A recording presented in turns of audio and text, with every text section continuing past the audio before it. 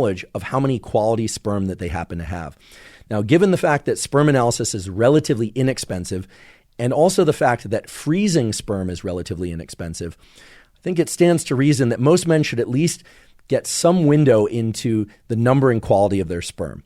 Now, it's a fair assumption to say that if someone is in their late teens or early 20s or 30s, that they probably have high quality sperm. But again, as with the egg and the importance of measuring AMH and follicle count across time, men should really evaluate the quality and number of their sperm. And we talked a little bit earlier about some of the parameters that urologists and OBGYNs like to see when evaluating sperm, right? There's a minimum number or concentration of sperm that they like to see if a couple is going to use IVF, in vitro fertilization. And typically that's going to be about 15 to 20 million per mil of sperm or semen.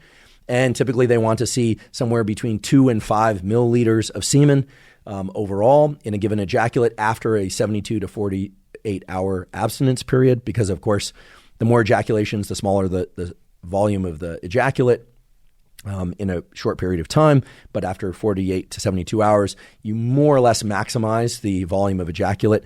And then, of course, they want to see 50, but typically 60% or more of motile sperm in order to get IVF, but more is better. And of course, there is an enormous range, as I mentioned before. Some males will have anywhere from 10 to 20 million sperm per milliliter of ejaculate, and some men will have 100 to 200 million. Okay, but just because they have 100 to 200 million doesn't mean that all of those sperm are of high quality and can fertilize eggs. Sometimes the more than half will be twitchers and some will be immotile and so on and so forth. So it's very straightforward what I believe most people should do and what the urologists I spoke to in advance of this episode said to do, which is to simply do a sperm analysis.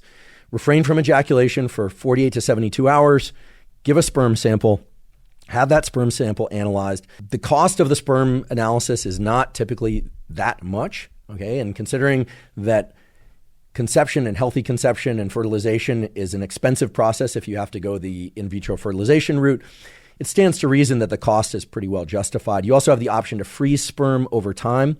There is evidence that the age of the father and therefore the age of the sperm can dictate whether or not there's a higher instance of problematic pregnancy or developmental outcomes, including autism. That is true. You probably heard that if the father is 40 years or older, the incidence of autism is increased significantly.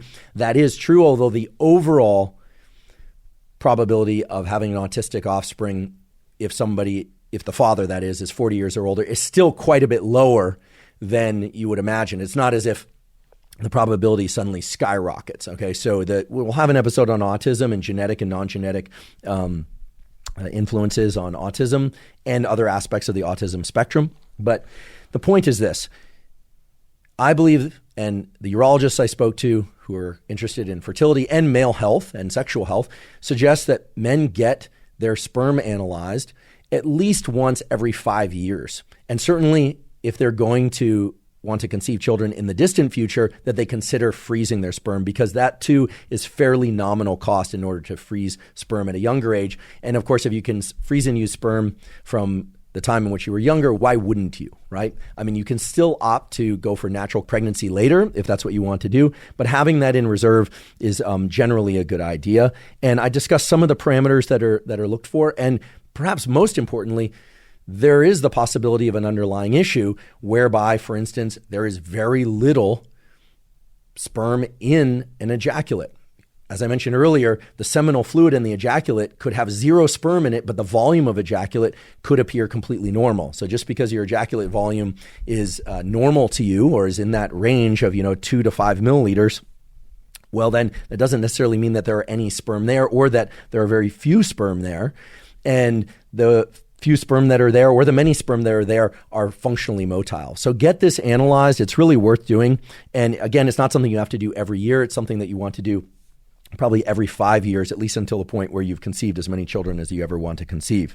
So the basic takeaway here is that if you're a woman, to get your egg count, your antral follicle count, that is, and therefore your reserve of eggs indirectly measured, and of course also get your AMH levels measured. And if you're a male, to have a sperm analysis and to do that relatively early. In fact, another incentive for doing that early is that you have a comparison point So that, for instance, if you are in your early 20s and you're not thinking about having kids at all, or you're thinking that you might someday have kids, but it's a really someday far off in the future, well, it's wonderful to have a reference point from which to compare your biology in your early 20s to your biology in your mid or late 30s or 40s when you might happen to be interested in conceiving.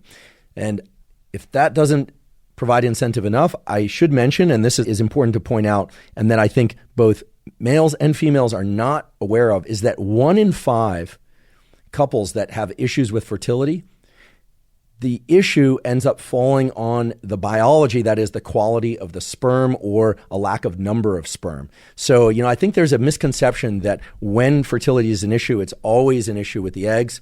And this age-dependent decline in the egg quality, again, it's the best language we have available to us at the moment.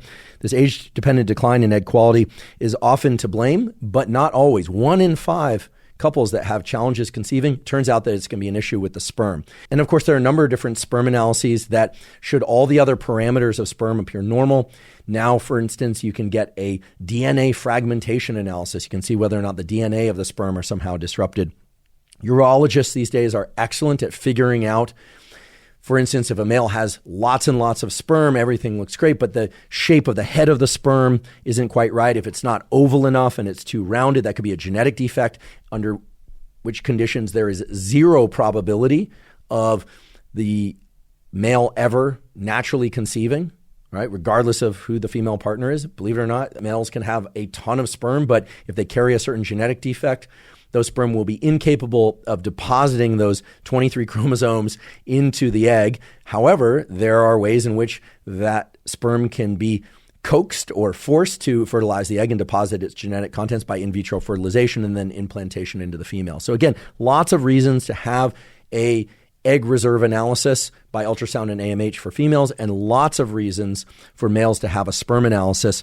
And of course, typically with a sperm analysis and a ovarian reserve analysis will be a hormone analysis.